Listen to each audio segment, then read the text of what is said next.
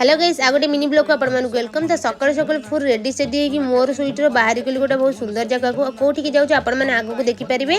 तो गला बेलू आम ए पहाड़ कतरे गलु तो आगू आम देखिए कौन जाऊँगी गोटे टिफिन सेन्टर रही जाइए से टिफिन कर सारापर आम बाहरी गलु आम मेन डेस्टिनेशन को।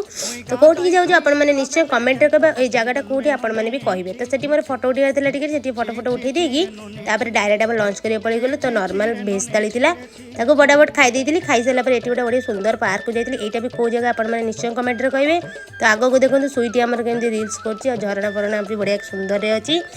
ता सहित फटो फटो उठे सारापर आम इवनिंग रे चा कफी पीऊल रास्तार ठिया होगी। तो सी चा पीला मुझे आसती कफी पीया को कारण बहुत जोर ठंडा लगुला मत कफी पीया बहुत इच्छा होता। तो मुझे हेलमेट भी न काढ़ी सेमती पी देती। तो आमर बुलाबुली सर जाइए आम घर को रिटर्न करूँ। जदि आपको मो ब्लॉग टी भल लगे तो लाइक शेयर सब्सक्राइब करते आगू बहुत सुंदर सुंदर नुआ नुआ वीडियो आस मैंने कमेंट करके निश्चय कहे आपको आम वीडियो केन लगे।